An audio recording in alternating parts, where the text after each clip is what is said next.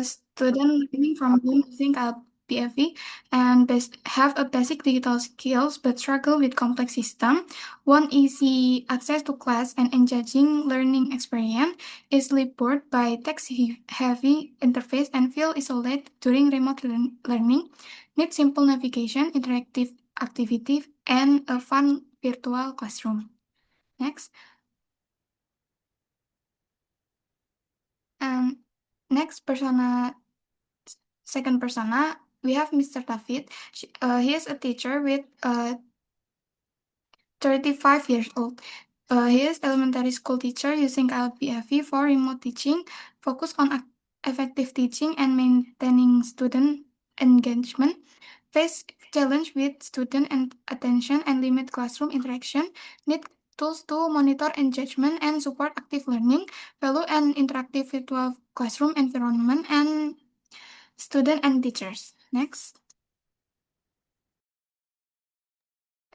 Um, And then the environment is completely virtual, where the software becomes the main connection between student, teacher, and the curriculum. The device involved include VR or ER headset and the supporting monitoring dashboard. Students have low digital literacy and not easy use complex text-heavy system. Students may feel isolated because remote learning does not provide the same social energy as a physical classroom. Students have short attention span, so they can lose interest quickly if the interface feels cold and administrative.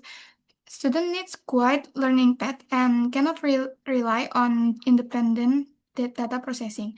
So the teacher face challenging in keeping student engaged and maintaining an interactive learning experience in a fully remote environment. Thanks. Next up, there's our 7-stage analysis, in which the first one, when we're forming the goal, in which is to learn about something, for example, volcanoes, and then the next is to both manage the goal execution and also goal evaluation, continue about the intention and also outcome, and also action, and then executing it after specifying and also interpreting it. And then next up, there's mental models and representation that will be explained by my friend. Okay, so mental models and representation. First, we have mental model. The student expect learning activity to be simple, interactive, and quiet by step by step. Teacher want clear visibility of student engagement and process, while parents need easy access to learning update and support information. Second, we have conceptual model that KLPFE is an immersive VR classroom where lessons are present as floating 3D island. Students complete learning mission in segment while teacher and parent monitoring process through this dedicated interface.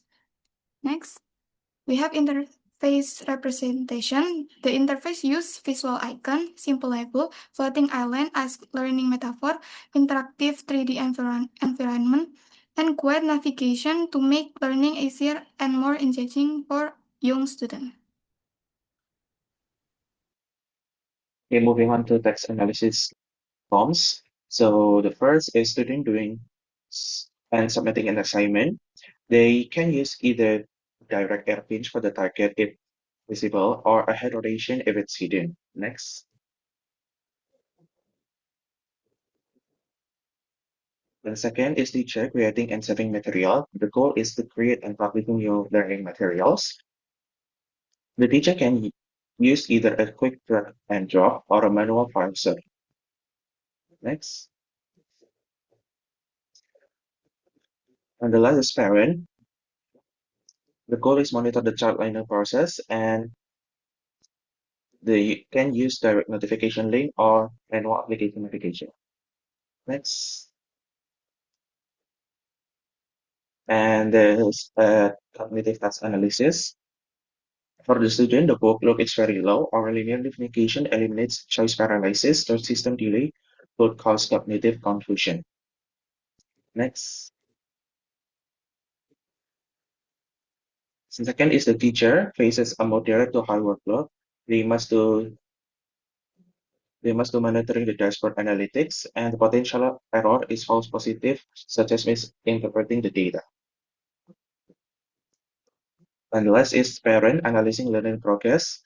Workload is very low as the system perfectly translates the data into simple visual achievement. Next.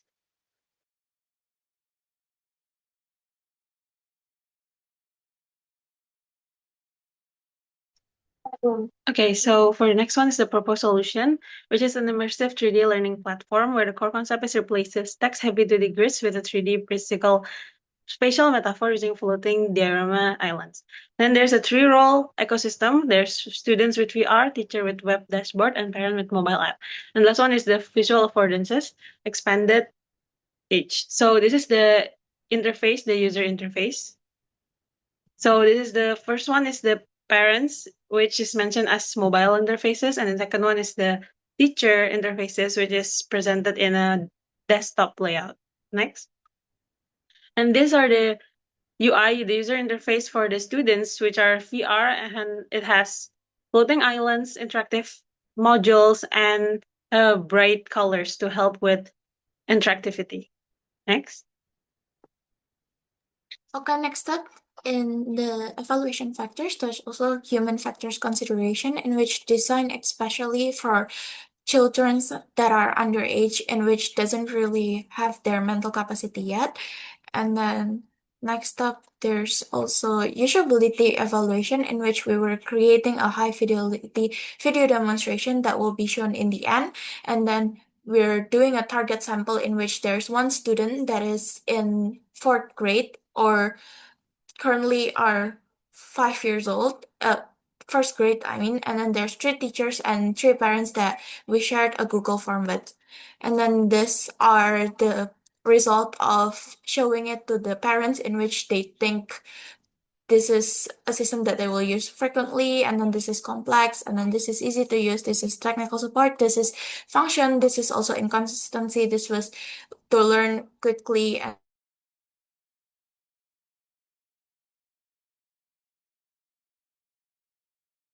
key finding in which they need 42 seconds, and then this is the parents have a SAS score of 83, 85 of teachers, and there's this design gaps.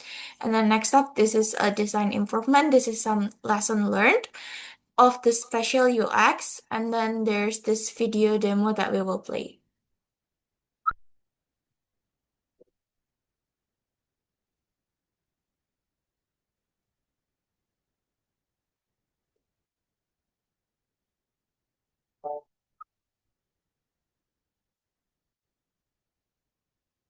That will be it for our presentation. Thank you.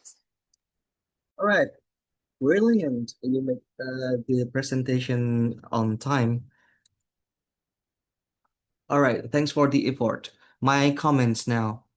Uh, I appreciate the way your team tried to cover all of those screen real estate, starting from the mobile device for the parents, and then the desktop interface, the 2D screen, large screen for the teacher, and finally the students will be equipped with that spatial display. That's really good. And actually, it demands their own. Each of this interface should be tested separately, actually. It's not really clear, however, the way you present. I'm not sure whether I capture it incorrectly, but it seems that the interface is still bugging the all of those users. They think like it's hard to master, etc.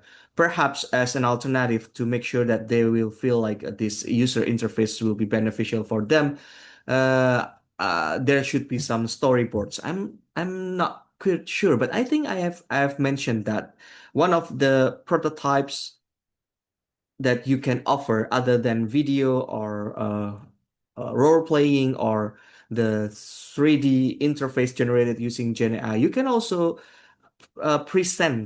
give them view of the storyboard, how to use the solution for each actor. because it's gonna be different, and it's gonna be three storyboards in total, in my opinion, and you can just pick one of the most important tasks for each individual or each actor, and that can help them to imagine, to build their mental model about how to use the solutions. That's one thing. Another thing, in my opinion, if you already have that islands in 3D models, you should not put it on 2D display and put it on 3D environment. That's kind of counterproductive and contradictive. You should just let the islands floating around the surrounding environment. You do not need that rectangle, that non-diegetic UI. Just let it be on the surface, maybe treat them as the AR objects as or something like that. Make it more contextual to the student's environment. So that's my technical suggestion for you. Thank you very much, KLBAV. I may need to move to the next presenter. You can turn off your video camera.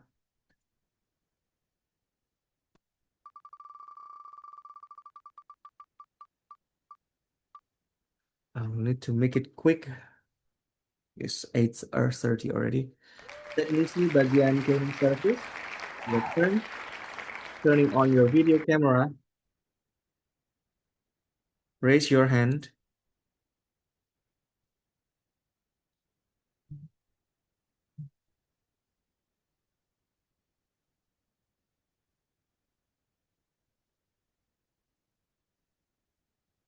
Five students.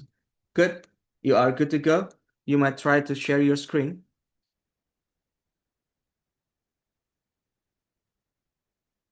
For other students, then these team members, don't forget to rate Teknisi NASA Bagian Clean Service Team via its.id/HCI peer. Try to share your screen, guys. Yes, Yes, sir. sir. Oh, wait.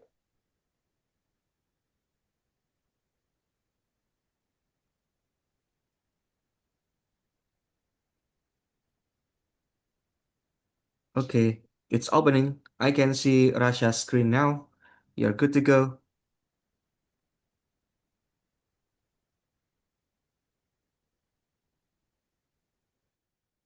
Okay, Canva presentation is opening.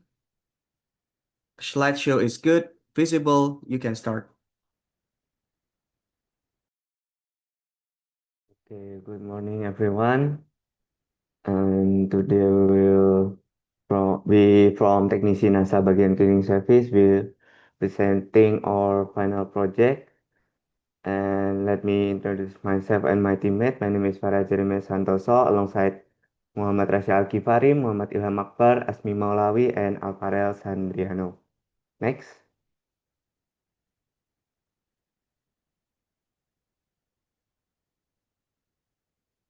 So let's start with the core issue we are working on. So in high-stake environment, technicians face costly delays and severe cognitive overload because they are forced to pause their complex hands-on work.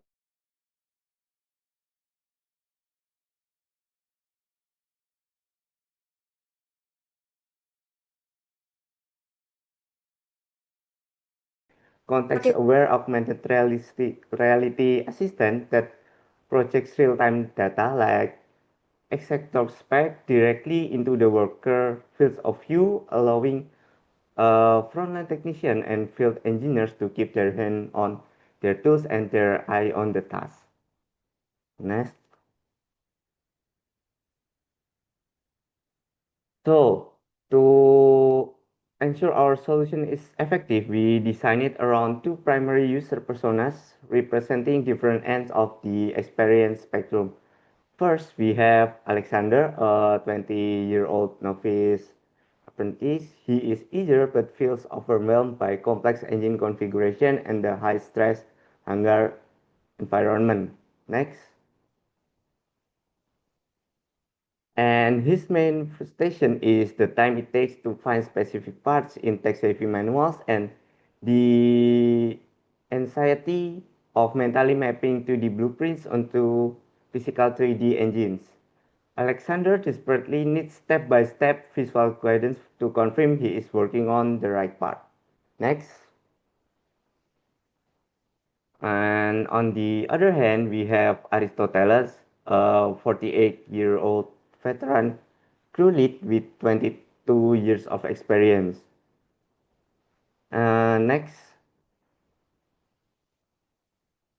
he is frustrated by having to use reading glass for small tablet screen and wasting hours on paperwork and compliance logging. So he knows the engine inside out, but he is frustrated by that.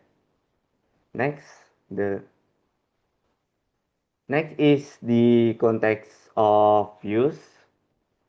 So where the system is used, the system will be deployed in large industrial maintenance hangars, repair depots, and sometimes directly on the tarmac. And it will be utilized during active maintenance procedures, specifically during complex assembly, the assembly, troubleshooting, or inspection phase that involve high density components. Next. The technician will wear industrial-grade optical see-through AR smart glass that integrates safely with their protective hard hats. And we are designing for a harsh, high-sensory environment. The hangars are incredibly loud due to pneumatic tools, the lighting is highly variable, and the user's hands are almost always dirty, greasy, or heavily gloved. This directly impacts our interaction choices. Next will be explained by our partner. Right. So next we have the Norman seven stages of analysis. First we have forming the goal. So the goal is technician's high level psychological objective, and the second stage is forming the intention, which is the technician deciding on a strategy using the AR interface, and then specifying the action. The technician translating the intention into specific commands that the system can understand, and then executing the action, which is the physical interaction with the system. Next. Then five, we have perceiving the system state. The technician receives sensory information from the word and the device, and then the technician can interpret what makes sense of what they see, and then they can evaluate the outcome, which is comparing the result with their original goal. And then next, we have the mental models and representation. First, we have the user mental models, which is the mental model of an aviation maintenance technician, or we call AMT.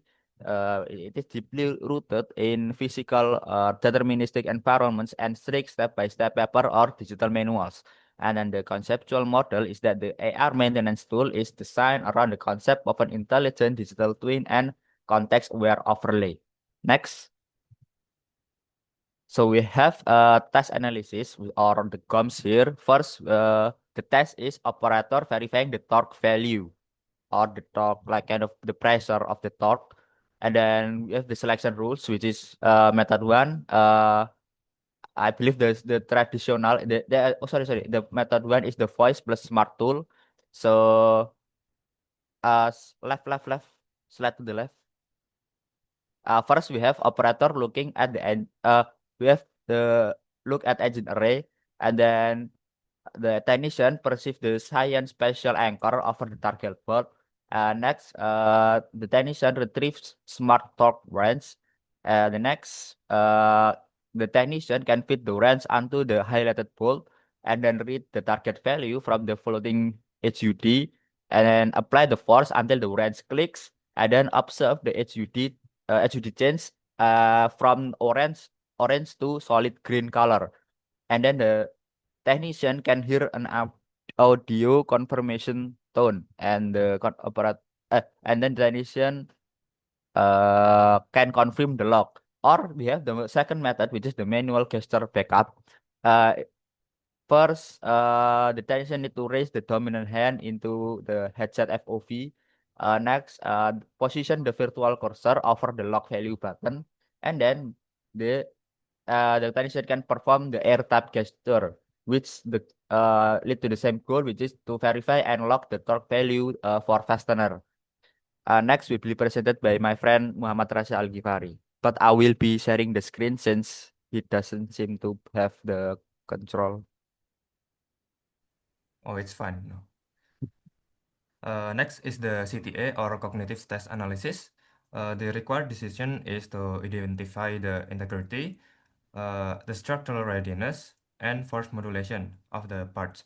The information needed is the exact part context, the special instruction, and the real-time system state. The cognitive process is the visual motor coordination, so that is your eye and your hand, long-term memory retrieval, selective attention, and the potential error is the automation bias, mood confusion, and fixation error. And the cognitive workload will be mental demand, temporal demand, and frustration level. Now the proposed solution for this problem is the digital twin and context-aware overlay. So it will replace a static paper or 2D manual with a 3D spatial interface. It will project a context-aware instruction directly onto the physical part. And there will be a passive filter and active guide. The system will remain silent and unobtrusive during the routine task, but will dynamically project a spatial anchor, animated guidance, and critical safety alert during a complex procedure. And then the interaction distance strategy is the multimodal look and do interface. It emphasizes a hands-free interaction loop tailored for high sensory hangar environment. The primary input will be voice control, and the fallback input when the voice control is unavailable, when it's noisy or something similar, will be a special gesture like air tap when the voice control is unavailable. The interaction architecture, the first workflow will be system calibration and engine identification. So it will scan the engine data matrix to get the information needed to get the correct manual for the engine. So, and then it will retrieve the specific digital twin and project the spatial anchor to confirm the alignment of the engine. The workflow 2 is the guided component extraction. So the technician will target the component and then voice or gesture command to start, and then there will be a 3D extraction vector to guide the technician to physically remove the part, and then system will validate if it was removed correctly or not. Next workflow is torque verification, and it will use a smart tool. So the You technician already will over have to time. use Please be the mind smart of your wrench. time. Yes, sir. And it will apply force, and the system evaluates the torque, and the HIOD will display the information. So this is the prototype highlight. This is the part of the scanning the engine. This is when there's a active hazard like high voltage. This will be the extraction when disassembling the engine. And this is the torque part. Next will be explained by my friend. Okay, for the next one is human factor consideration. There is five consideration. The first one is prioritizing recognition, minimizing cognitive strain, integrated feedback and feed forward, systemic error migration, and inclusive and high contrast design. Next. So for the next section is about usability evaluation design. We use three evaluation methods, heuristic evaluation, cognitive walkthrough, and think aloud. Next. So for the participants for each evaluation, the heuristic evaluation and cognitive walkthrough, we use three independent evaluators. that have been complete or be enrolled in an HCI or UX course and familiar with Nielsen's 10 usability heuristic and have had no prior involvement in the prototype design. And for the Think Aloud participants, we use 3 proxy users that must be an engineering or science student that age 18 to 30 with no prior experience with AR maintenance tools and also no prior exposure to the prototype. Next. So for the procedure of heuristic evaluation procedure, the 3 evaluator have a 10-minute briefing, and after that they have a 30-minute independent exploration and create a severity rate 0 to 4 for each issue, followed by a 20-minute joint session to merge findings and evaluate conflicting scores. Next. The next one is for the cognitive walkthrough procedure. For 3 evaluator, they have a 50-minute to decompose 3 tasks into atomic step. Then 45-minute analyzing its steps against the 4 standard CW questions. Steps with any no flag as breakdown points. Next.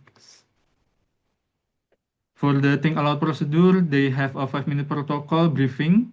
After that, 20 to 25-minute navigating 3 task screen. The facilitator will intervene if the participant stuck above 2 minutes. And the last one is 10-minute debrief. Next. For the key findings, this is the most important evaluation results. The first one is automatic spatial recalibration prompts.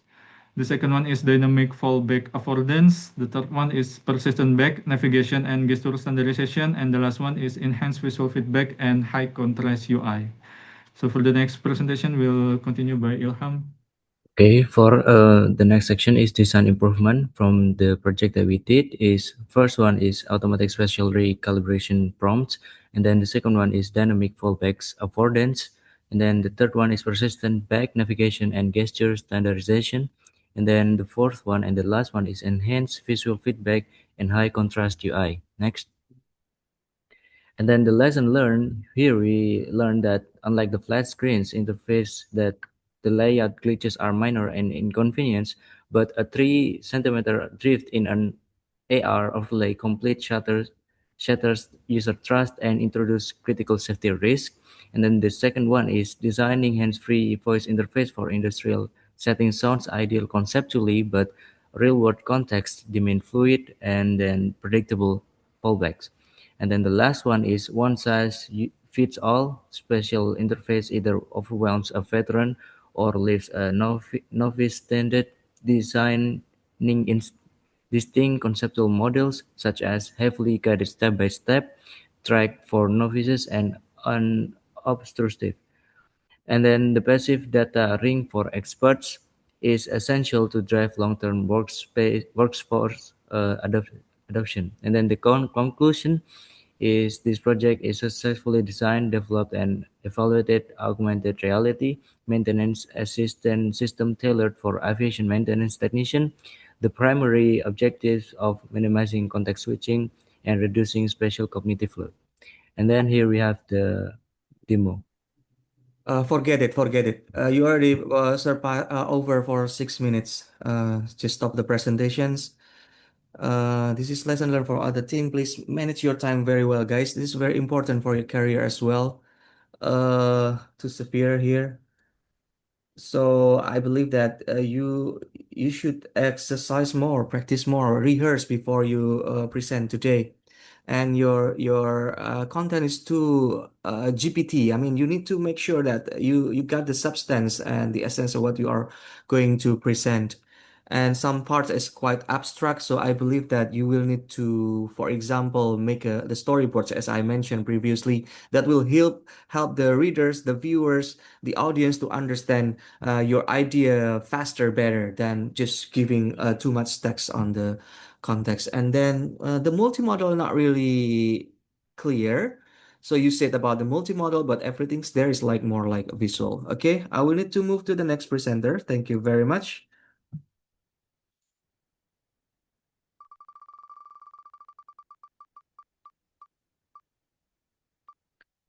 King Shafiq, here boy. Your turn. Turn on your video camera. Raise your hand.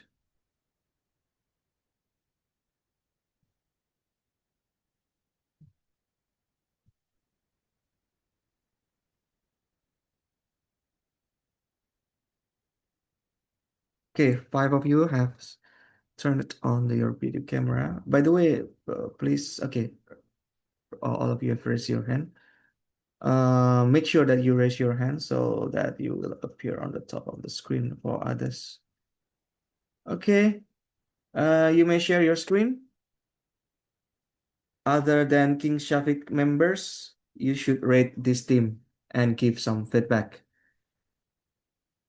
All right, good to go. Visible, you may start. Okay, we from King Shafiq Hirboy gonna present our work. Maybe I just gonna go first since we have limited time. Okay, the first is problem overview. There is a few point challenge. First is multitasking constraint, handling integrating tools and timing simultaneously makes physical device usage impractical. Second is the hand dilemma, touch control cause cross-contamination and convenience issue when hands are wet or messy. Third is workflow interruption, constantly stopping to unlock screen or manually set timer break momentum and reduce efficiency. And the last is cognitive overload. Splitting attention between screen and active cooking increase mental strain and lead to culinary mistakes. And for user and personas, there is two users. There is Sarah and Arthur. Maybe I'm just gonna say and read the background and goals. For Sarah is a 37 years old working parent multitasking with night dinners, childcare, and work emails. Her goal is to serve healthy meals in under 45 minutes by perfectly syncing separate taste timelines. And there is Arthur is a 68 years old passionate cook facing age-related vision decline and painful hand arthritis. And his goal is to maintain safe cooking independence and accurately scale recipe ingredients without math error. And there is context of use. First is active kitchen environment. Used during real-time cooking from chaotic family rush to focus session. Second is continuous workflow, operate through all assets, recipe selection, preparation, and heating. Third is ambient hardware and free smart speaker or display placed on countertops or under cabinet. Fourth is handling condition, function reliably under high noise like sizzling, water, high humidity, and shifting light. Last is occupied user constraint. User have messy hand, hold knife, or handle hot surface, eliminating physical touch. For next class, my friend Authority will explain. Okay, we mapped our system against normal 7 stage using a simple example, setting a cooking timer. The user starts by forming the goal, then plans use voice instead of touch to the occupied hands. They specify the command, set microwave timer for 10 minutes, speak it out loud, then perceive system's verbal and LED response finally. They interpret the display and compare it against their goal to confirm everything is correct. This analysis show our design support every stage of user action naturally and without friction. Next. Our core concept is the invisible source chef, a proactive zero-touch partner that automatically handles step sequencing, parallel timers, and ingredient math so the cooks stay in flow. The interface works as an ambient culinary partner, combining voice-driven navigation with minimalist LED display for non-intrusive feedback. Together, there's achieve three-way UX alignment, reducing cognitive load, resolving uncertainty through instant visual confirmation, and eliminating the dirty hands problem entirely. Next. Using GOMS, we broke down the most critical tasks, setting a microwave timer for 10 minutes at 10 a.m., The user simply says the command, waits for the confirmation, and the system responds through both voice and display. If the environment is too noisy, they can fall back to the touchscreen instead. Gomes confirmed that every interaction path in our system is efficient and free of unnecessary steps.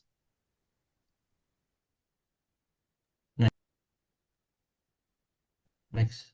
Okay. The seven is cognitive task analysis. The task is voice setting a cooking timer set microwave timer for 10 minutes. From one, decisions, timer duration, application timing, and command formulation or correction. And then there is information needs, listening indicators, command confirmation, live countdown tracking, dual channels, error alert. And then there is cognitive process, split, like split attention, command memory recall, and feedback perception interpretation. And then potential errors like ambient noise and interference, speech misrecognition, ambiguous comments, and misdelay feedback. Uh, and the last is workload impact, reduce high kitchen multitasking strain via hands-free automation, requiring concise audio responses to avoid clutter. Next. And the eight is proposed solution. This is the concept and interaction design. From one design principles, then there are product technology, risk guidance, device control, timer management, measurement and assist, and then content feedbacks. Next, this nine is prototype highlights. This is uh the prototype of the application, and then is human factors considerations, like cognitive load, accessibility, and feedback. From the cognitive load, there is single step voice prompts and word working, number overload, and then accessibility, dual input supports users with speech impairments, and then feedback design, dual feedback, voice confirmation, visual AR display simultaneously. Next, from my friend. So next for the methods, we use three methods for evaluation design process. That is cognitive walkthrough for the predictive evaluation, think aloud for the qualitative evaluation, and the last is user testing for empirical evaluation. Next. And next for the participants, we involve two distinct participants representing the core target ecosystem of the system. The first is a working parent representative, one person, and the other is the cooking hobbies representative, one person. Next. And next, for the procedure of evaluation design, we had 6 steps. That is, step 1, introduction to the evaluation. Step 2, prototype demonstration. Step 3, task assignment. Step 4, think aloud session. Step 5, observation and recording. And step 6, the last, is post-evaluation feedback. Next. After the several process of evaluation, we find several important findings from the participants, such as navbar placement on top of the screen caused confusion. It makes a participant assume the top navigation button was related to profile settings instead of navigation. And then small font size reduced readability. And then dark mode was disliked by some participants, and the timer visibility issue occurred during multitasking. User lost visibility of the timer after switching the tabs. And next. The next, after several findings we make some improvisations. For the navbar, we redesign with clearer icons and positioning to bottom screen. For the font, we make it more readable by changing to bolder fonts, larger text, and improving text and line spacing. And for the timer visibility that got lost when uses switching tabs, we add floating timer panel that pinned on top of the application. And next will be explained by. So as of what did we learn? We learned the stuff, but let's start with details. So we learned navigated placement strongly affects user understanding. Basically like uh, profile statics section rather than application navigation. Voice interaction can reduce physical interaction during cooking or in general, timer visibility is a multitasking process. So like when you switch screens, timer UI disappear, causing confusion mid cooking, uploading, or for usability.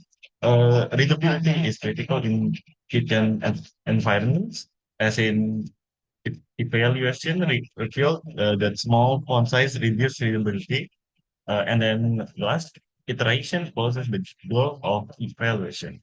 Each design revision driven by cognitive model, think aloud, and user testing directly address a gap between what users expected and what the system communicated, making the interface progressively more intuitive.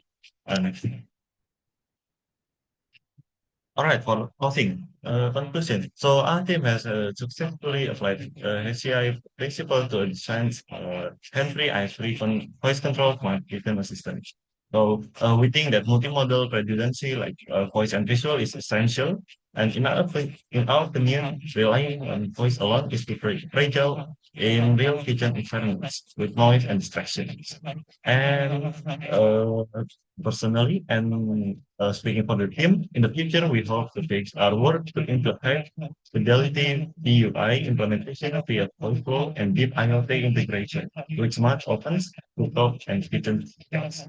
And that's all from us. Thank you for listening. Have a good day. God bless us. Okay, thank you, Tim. So uh, to be honest, if I'm not mistaken, I only saw one visual from your uh, uh, first two first slides, I think, that give me visuals. The rest is more like text, so it's quite hard for me to build my mental model to understand what is you are actually building.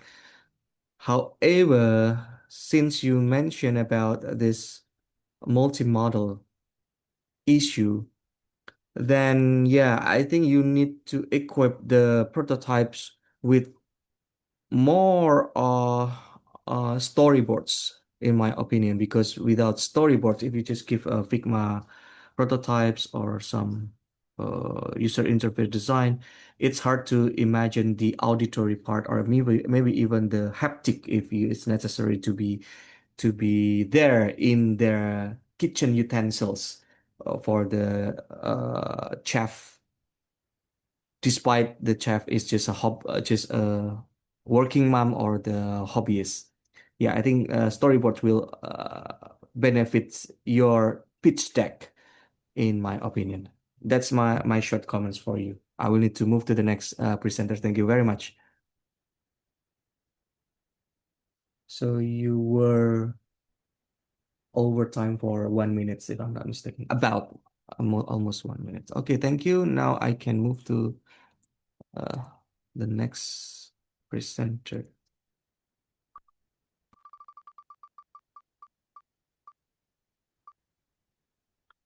Koziat, your turn.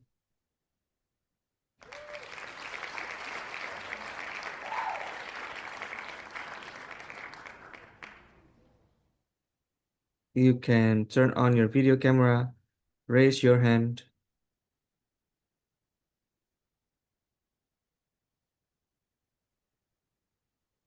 Okay, 5 members already. Oh, 6 members. Okay, 6 members. 7 even. One frame for 2 persons. Okay, 7 members. You may try sharing your screen to remind you. We will need you to, just like before, rate Koziat if you are not part of his team on the Microsoft form. Okay, screen is visible. You may start.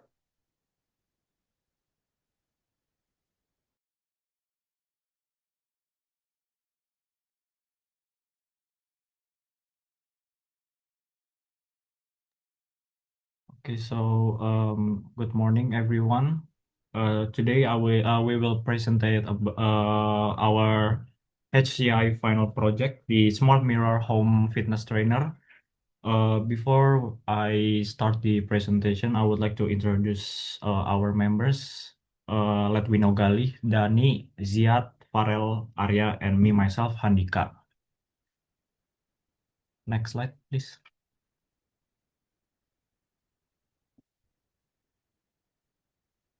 So the problem we're addressing here, when people work out at home, there's no supervision, no trainer watching them, no one correcting their form. Generic fitness videos are one-sided, so they cannot see the user, they cannot correct what the user is doing wrong, and they definitely cannot adapt the session in real time. When feedback is delayed or just inaccurate, the risk of injury goes up and the user's trust in the system drops. As a result, users may repeat incorrect movements without realizing it, feel unsure about their performance, lose motivation over time, and in worst cases, get injured. That's the gap we are addressing: a smart mirror systems that provide real-time workout guidance, posture correction, and progress feedback for home workout users. To design for this problem, we identified two primary personas. First is Alex, 24 years old, software engineer, high-tech proficiency, works out 5 to 6 times a week. His main pain point is having no real-time form correction when training at home. He also wants instant feedbacks, leaderboards, streaks, and voice or gesture control. Second is Maria, 52 years old, school principal, moderate tech proficiency, exercise in her living room for health and stress relief. Her pain point is fear of injury and being overwhelmed by complex interfaces. She needs clear audio guidance, large touch target, and simple step-by-step routines. These two personas sit at opposite ends of the spectrum, and our designs to serve both of them well.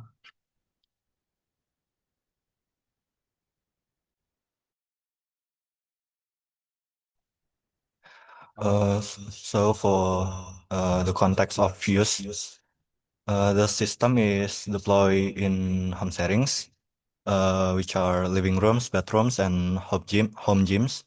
Minimum space needed is 2 by 2 meters.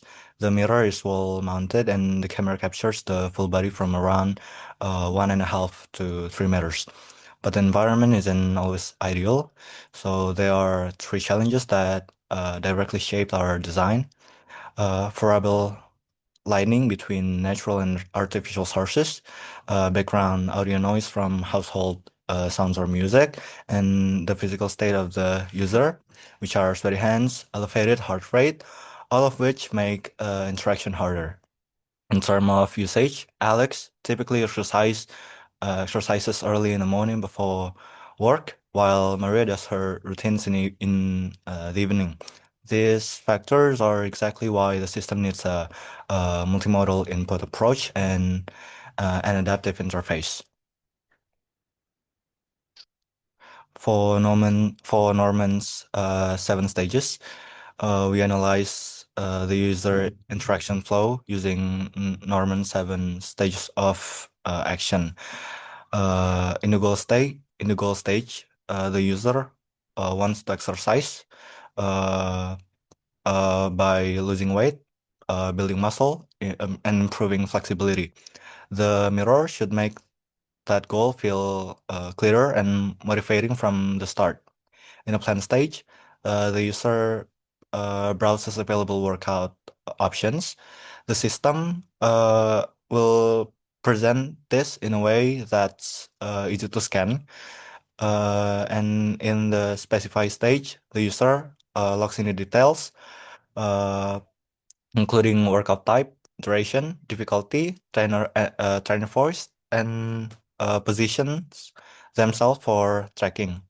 In the perform stage, the session starts. The mirror tracks body postures and movement in real time. In the perceive stage, the user receives real-time feedback, posture overlays, rep count, timer, and progress indicators.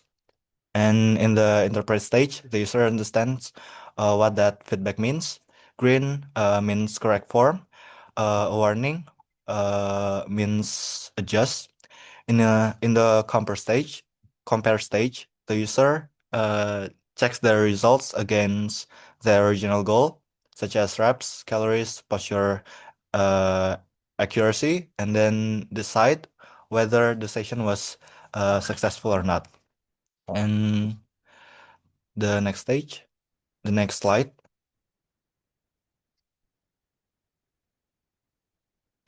For mental models and representation.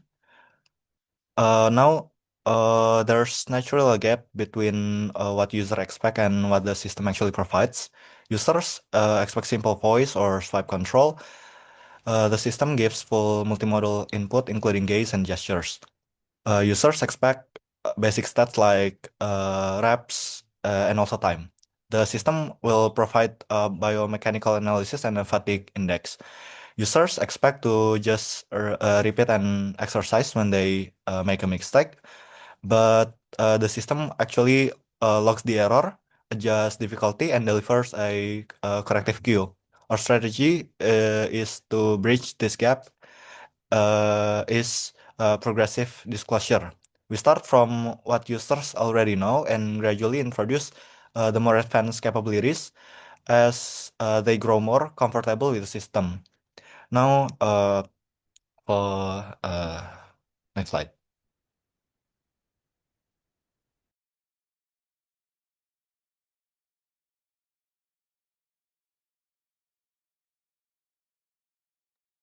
So now for the GOMS or goals operator method and selection rule, the goal is complete 30-minute hit session with for monitoring, and then the operator is pick or voice command, tap touch input, scan gaze visual read, and move body position and weight system processing. And we have two methods. The first is hands-free, scan screen or speak command like next exercise. Use when hands are occupied or environment is noisy. And the second is multimodal, scan screen, and then type button, and it used when in quiet environment for speed and precision. And for the selection rule is if if hands bushy or environment bushy, then use method one, else use method two. For the evaluation criterion, minimize unnecessary steps, identify repetitive actions for simplification. Next page. And then we have CTA. We have 6 steps. For the first step is perceive cue. For the cognitive processnya, button up attention capture. The system is use high contrast red overlay plus 70 dB audio and haptic. The second step is identify body part. Uh, Cognitive process pattern recognition, and for the design mitigation is arrow pointing to a specific joint and audio naming. Example like your left knee. And then for retrieve correct form is for long-term memory retrieval. The design mitigation is real-time side-by-side correct skeletal overlay. And then for first step is plan adjustment. It's used for motor planning. And the design mitigation is graduate amber red feedback for incremental correction. And then the fifth step is execute adjustment. Is motor execution, and the design mitigation is system update within under 200 millisecond of movement. And then the last is confirm correction. It is a comparison to standard, and the design mitigation is green overlay plus perfect from audio. Next is propose solution. There are three core design principle. Yang first one is cognitive clarify, clarity to avoid overwhelming user during exercise. Second one is adaptive guidance, adjust complexity based on user state on context. Third is inclusive accessibility, serve both young and older user in one unified design. And there are five interaction state: idle, ambience display, session setup, workout type, active workout, full coaching overlay with real-time feedback, pause or recovery, reduce overlay, hydration prompt, and post workout summary review. Next. And this is the prototype highlight. There are a key screen, active coaching overlay, form correction state, and post workout summary. Next. There are three key user challenges. The first one is unclear instruction, information overload, unstable body tracking, and there are 7 stages of action. The goal: exercise to improve fitness, and the plan: browse and choose yoga, cardio, and specify set duration, difficulty, and trainer voice, and perform, and tap or voice start, and perceive, see alignment cues, and interpret. Green, correct form, warning, adjust position, and compare. Did I hit today reps, calorie, and posture goals? Next. The next is usability evaluation design. This is two main method. The first one is think aloud usability test, and the second is SUS questionnaire. Next.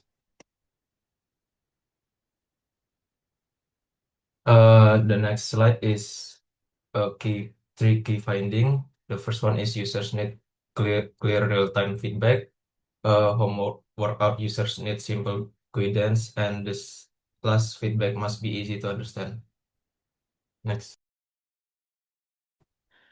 Okay, next is design improvement. So the before is all metric visible simultaneously during workout, generic text feedback, adjust your form, single touch only interface, and delayed correction.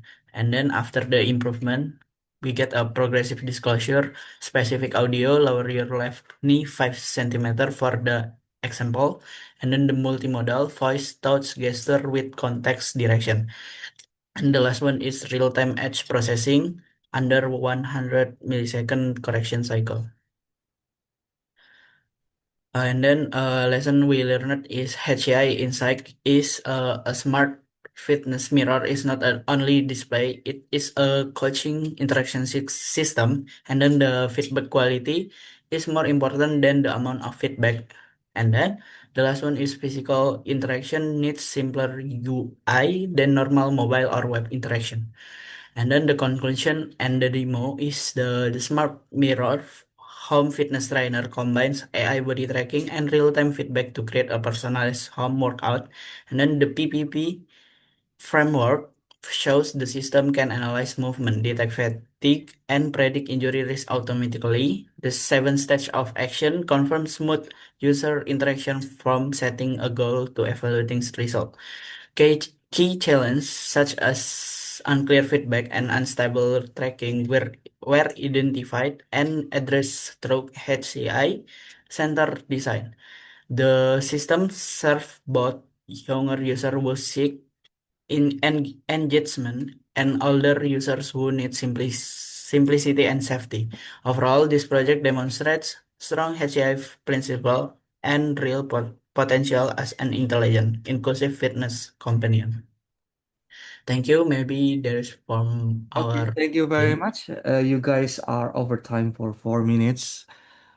My comments. One, I think some parts of the evaluation, I'm not sure now. I will need to make sure I will need to read your detailed report as well as the demo link. However, it seems that some parts is kind of not really authentic or organic. but I will conclude it later. It's just my current assumption. Uh, Another thing that's more important is, in my opinion, your proposed solution really needs storyboards. Why?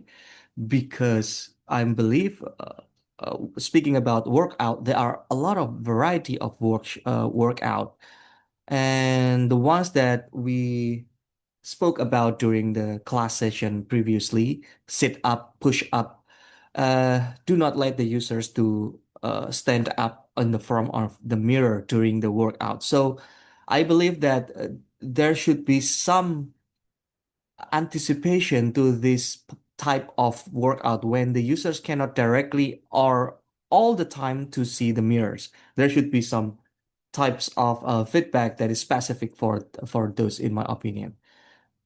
For weightlifting, it should be fine because usually you are standing up for weightlifting. So you basically will need to have at least two different feedback loop system for the type of workout that letting the users just only laying down most of the time, and for the regular standing up. Okay, thank you very much. Now I will need to move to the next presenter. You can lower your hand and stop sharing your screen, and I will now. Thank you, sir. Okay, now we can go with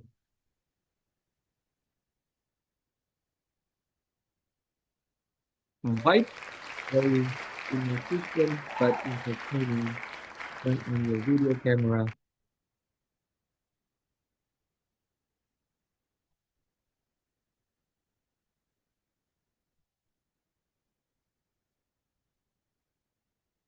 I can see your screen. Very nice. If you are ready, 5 members are ready. Okay.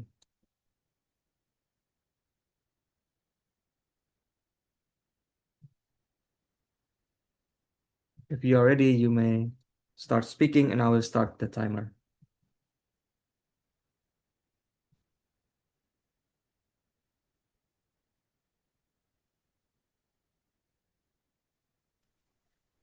Is my voice clear? Clear. Okay. Okay. Firstly, we are from Vibe, very efficient but entertaining, and we are going to present our final project, which is called AR scan. So for our problem overview is we will approach warehouse workers, which must scan, move, validate, and avoid hazards while on work under time pressure and deadlines, which we feel like current scanners often rely on heavy text screens and weak feedback, which is not very good in loud and very fast and dynamic situations and environments. Also with repeated manual checking, which causes fatigue, and which we have here in our pain points, which can lead to wrong navigations, one by one audit fatigues through a lot of scanning. And even if we scan a lot of the items, there will be ambiguity due to the weak feedback, glove constraints using gloves, because warehouse workers need to use gloves, which makes several items, buttons need to be designed very big, and there are also constraints on using touch screens on their devices, also with unclear exceptions and troubles. Our target users is obviously the pickers or the workers, the stockers, replenishment workers, inventory auditors, and supervisors of the warehouses. Our proposed direction is an AR-enabled rugged handheld scanner, so the scanner will be handheld, and AR enabled to connect it to the WMS task flows or the database. Next, we have the users and personas for our project. Here we have Rafi Mirza, which is a restocker, which he needs fast route guidance clear scan feedbacks and glove-friendly controls, as mentioned earlier. We also have Ferdi Putra, which is an inventory auditor, and he needs batch barcode detection and needs to solve his problem with mismatching overlays of the scanners and the QR codes, and also evidence capture of the objects or items that are logged and scanned. We also have Muhammad Angga, which is the supervisor, which he needs a standardized exception types to understand problems and exceptions, visibility of issues, and safety awareness for his staff. So now, from all of these people, there is a shared user trait of physical work. This is very important. Frequent movement, obviously, time pressure, as previously mentioned, noisy environments. So signifiers that include sound cannot be used as efficiently or as effectively. And we have mixed experience levels between new employees and older employees. And the design implicates that it needs to support both novice guidance and expert speed. Next Kind of will your be, time. my friend.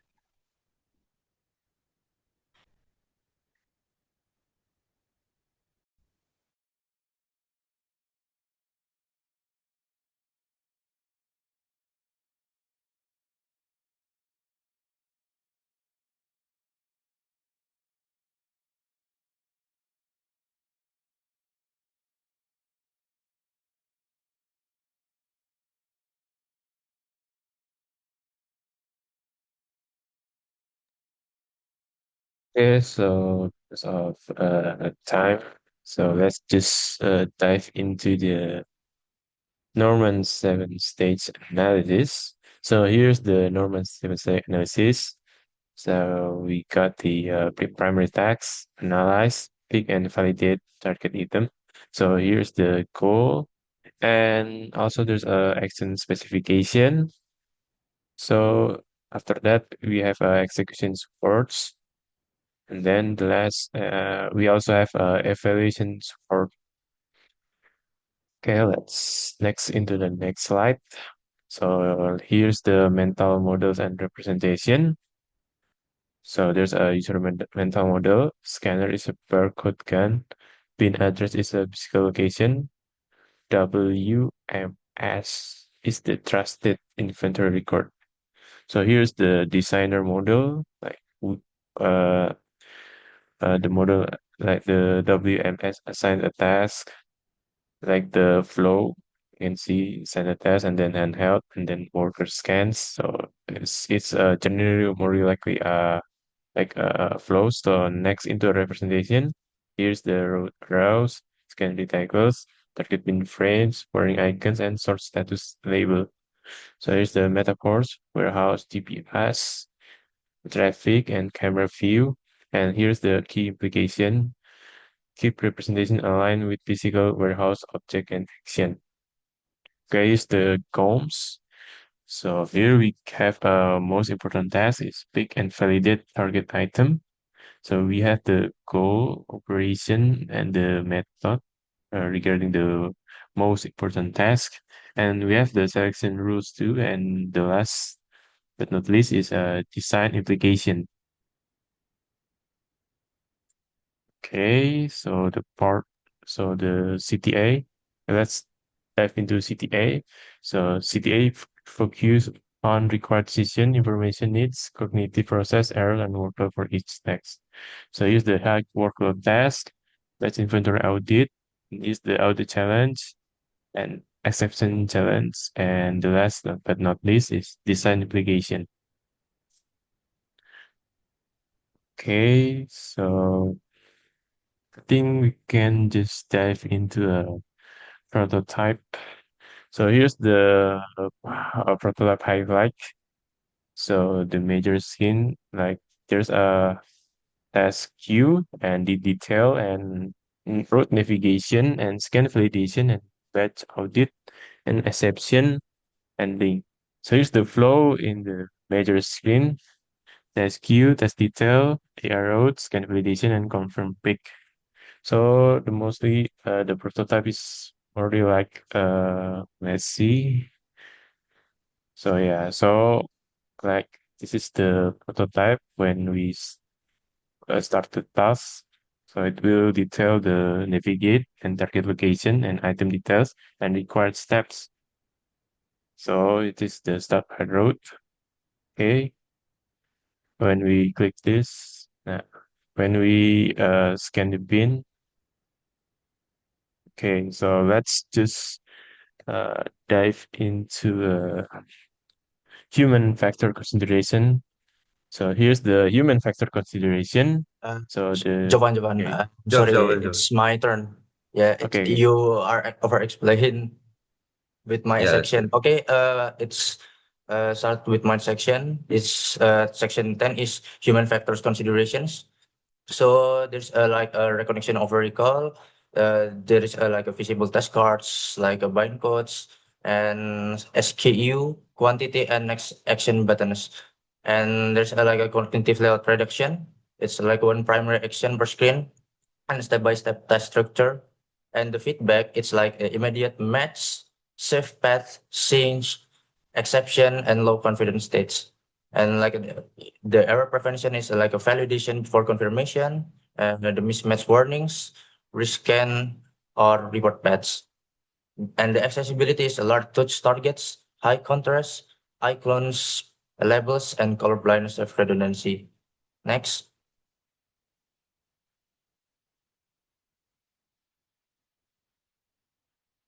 Okay, there's a section 11 is usability evaluation design. So the evaluation objectives is test clarity, consistency, feedback interpretation, flow usability, and cognitive load.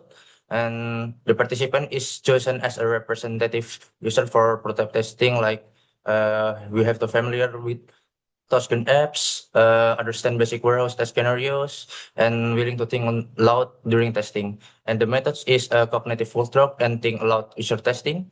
The procedure is like the first is the prototype screens, test scenarios, and evaluation forms will prepare and perform cognitive walkthrough.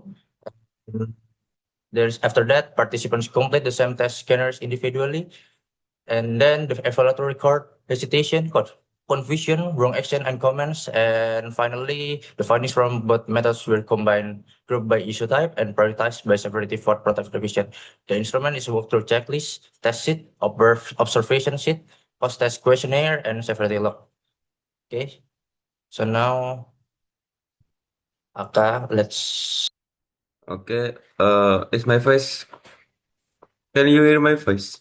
Okay. Okay. The key findings. This slide is present the key findings from our usability testing.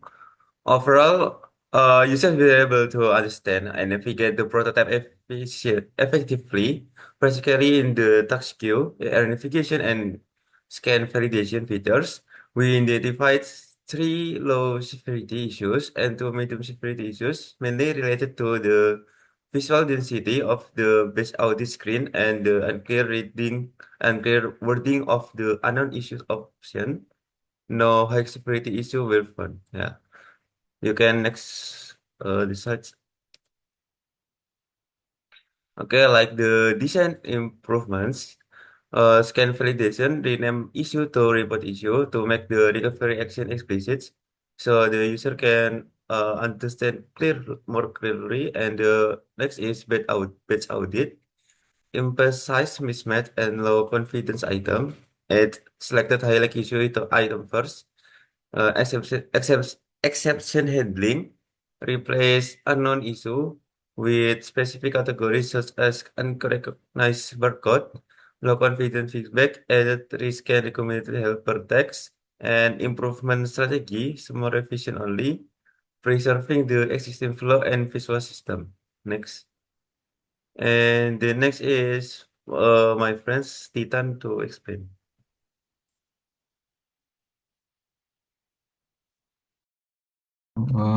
We are going to discuss about the lesson learned from this experience. Firstly, clarity matters more than feature dense in industrial area interfaces. Why? Because if we have an interface that is too cluttered in a high working environment, then it will instead be counterproductive. And then advanced features still need simple visual hierarchy and one clear next action. So this is about clear navigation in designing these types of product. And then feedback must be specific and actionable, not just visually noticeable. So exactly as what I said. And then cognitive walkthrough structural issues and think aloud revealed wording and interpretation problems. So cognitive walkthrough and the think aloud evaluation is very important in this case because it helps us to evaluate what is needed for the next iteration. And actually the presented prototype before is the latest version which we got from the cognitive walkthrough and think aloud. And lastly, the design improved by moving from technology-centered features to task-centered interaction. So we need to focus more on tasks instead of just the technology. Conclude. Our achievements from this project is we used complete HCI concept for AR-enabled warehouse handheld inventory management, and contributions of this program may help with other than using similar projects on regarding task analysis, their interaction design, prototype, usability, and focus redesign. For future work, we recommend a functional barcode scanning and then real warehouse management system data, indoor augmented reality navigation, and warehouse worker testing.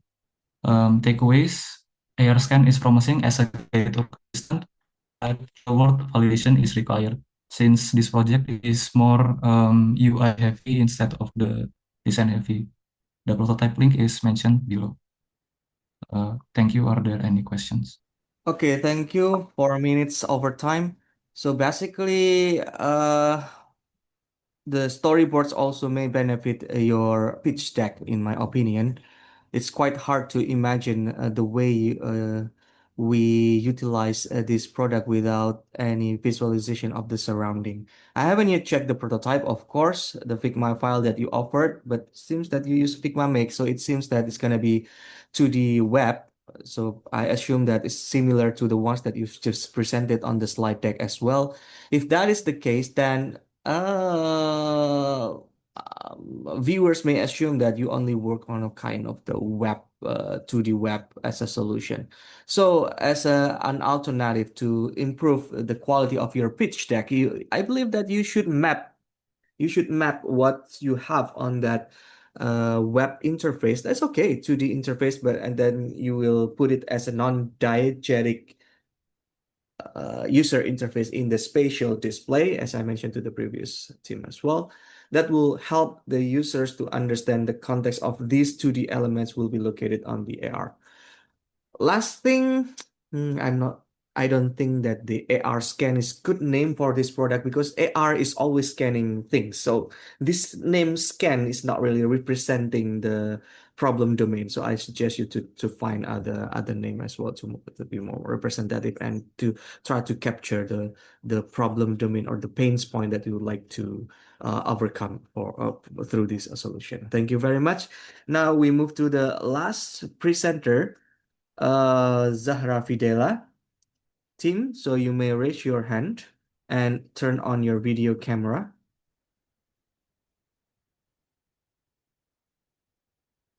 It's gonna be the last team. Hopefully that we can make it punctual. All right. So you can try share your screen. So we have 5 members appearing on the screen already. Good. Visible. Don't forget, for the rest of the participants in this class, rate for Zahra Fidela team through its.id/HCI peer. You may start speaking and I will start the timer.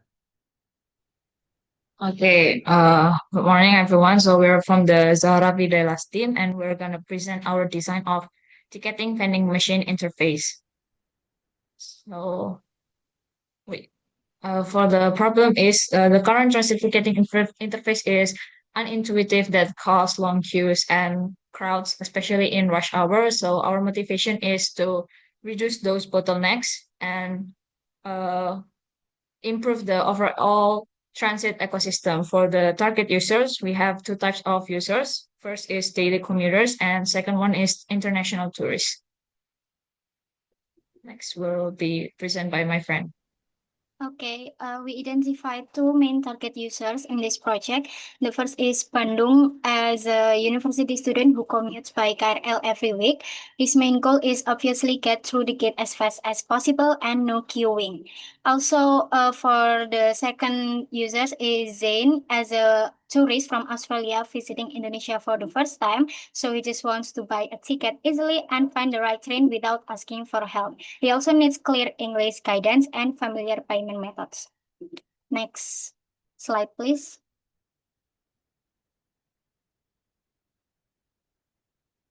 Next slide. Yes, thank you.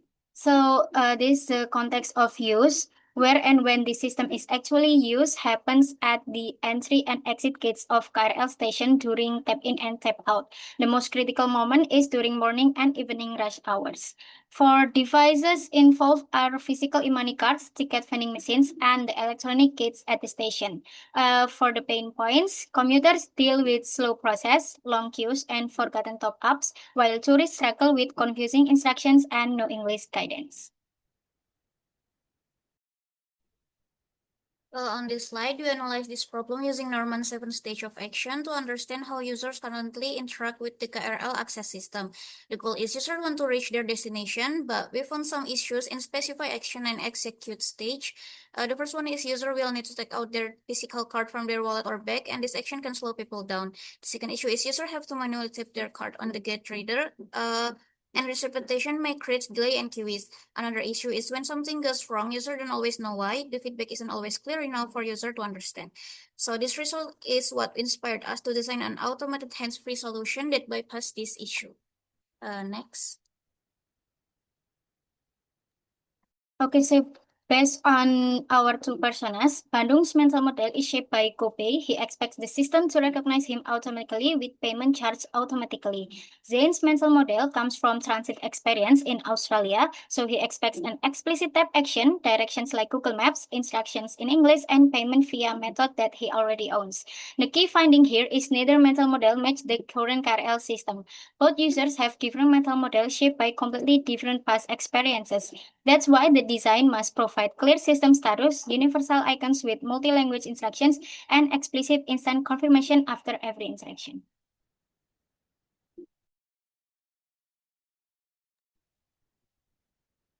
So next I will explain the GOMS analysis for the first test. Entering the station, the user simply opens the Get Go apps and approaches the gate.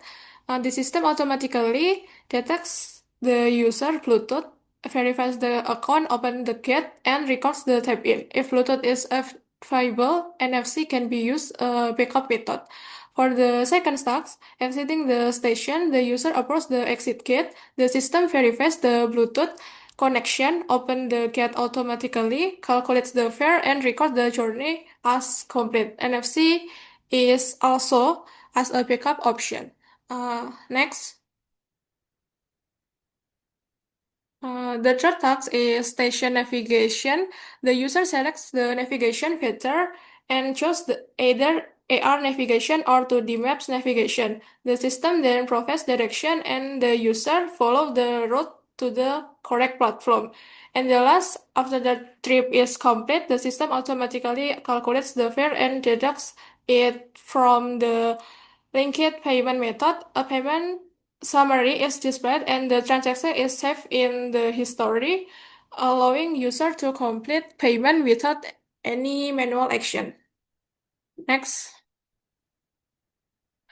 Based on the analysis, user need to make several important decisions through the process.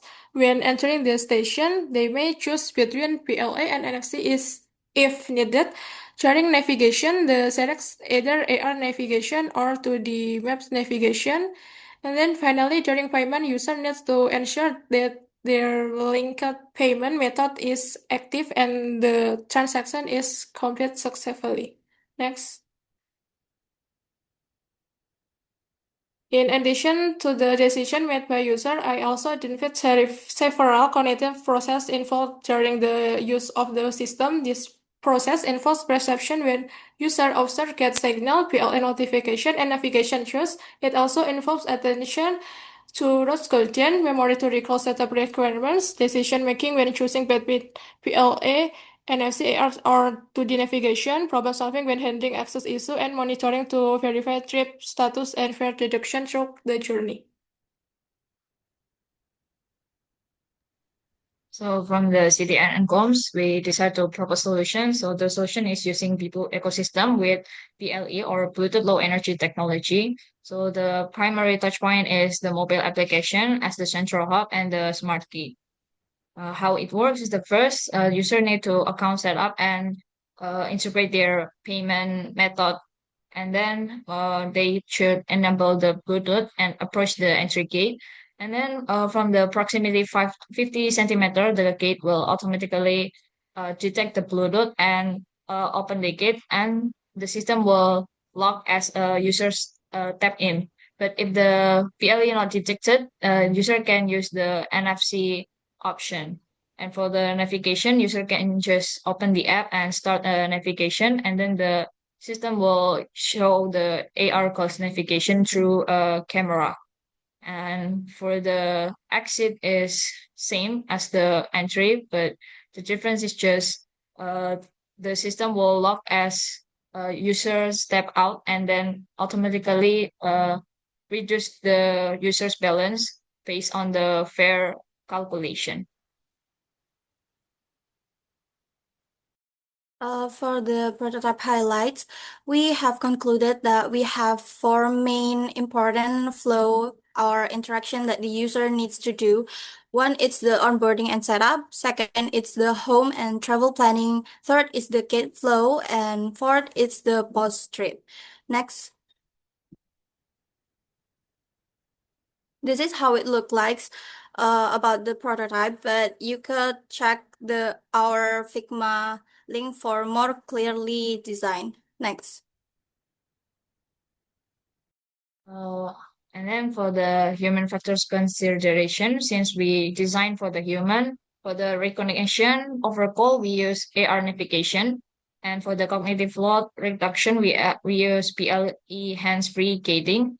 And for clear feedback, we combine between the LED and sound effect. And for the error prevention, we have the NFC physical fallback, and for accessibility, we have the hands-free gating for user with maybe impairments of physical impairments. And for inclusivity, we have a global or local payment option and have some language options.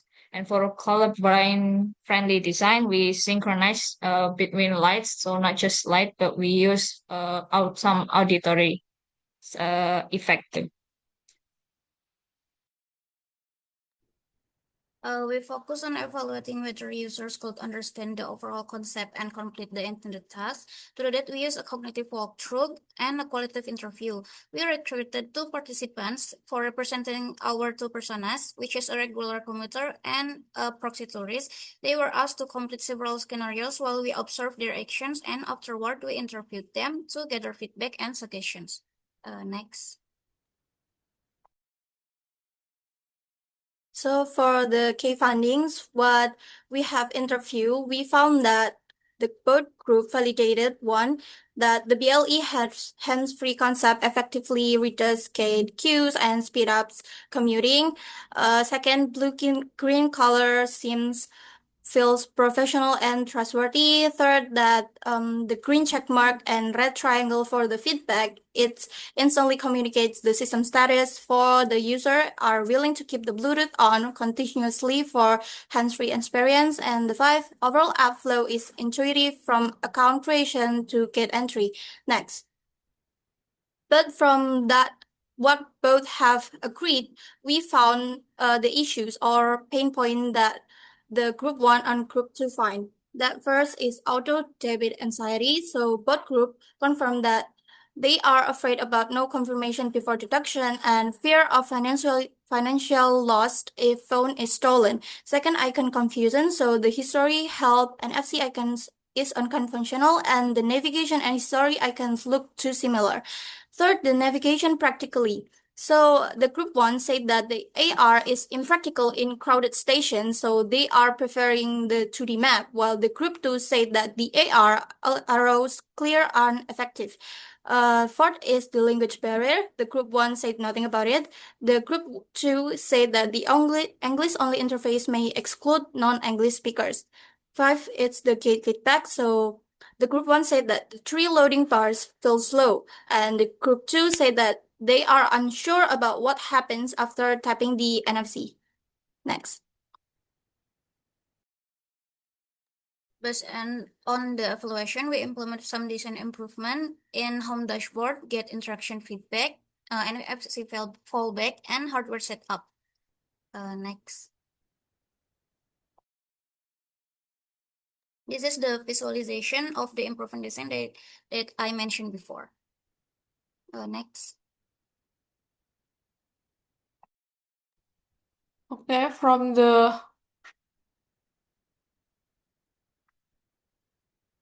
this project, we run the 3K lesson. First, usability testing help us identify issues that were previously overlooked. Second, simply features improvement.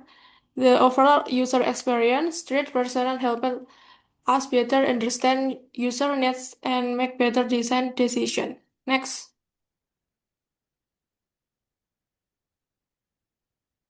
In conclusion, GetGo will successfully develop as a BLE-based mobile ticketing solution for type-free station access. Through user testing and interactive design, we identified issue, improved the system, and created a solution that is simpler, safer, and easier to use. Okay, maybe that's for our presentation. Thank you.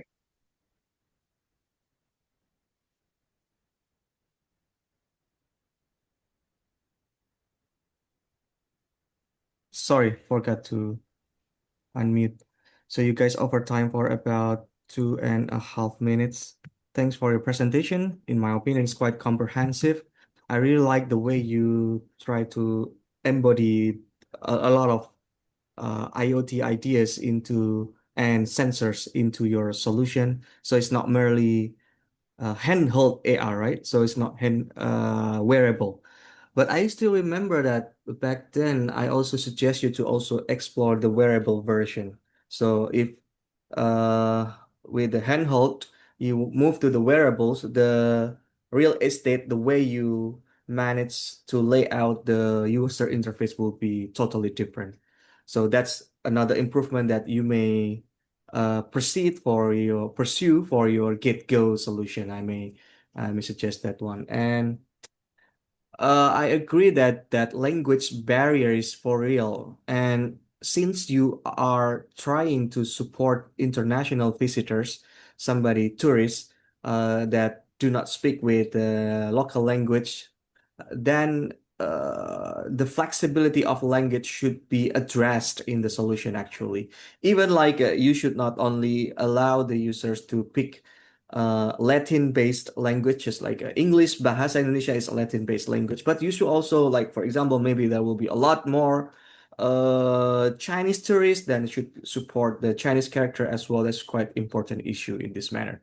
So you make them feel like home. Otherwise, yeah, they will not use your platform. Thank you very much, guys. So I think that's the end of our conversation today. Don't forget to finish your grading for your teams. We will populate that and report back to the class later. Until then, and this is the end of our conversation, and maybe I will need to also express my gratitude, express my condolence, perhaps, I don't know, apologize. I need to apologize if there will be some mistakes from me in the past, and for the things that I've expressed verbally or in text through the slides and the materials that I've provided in my test classroom.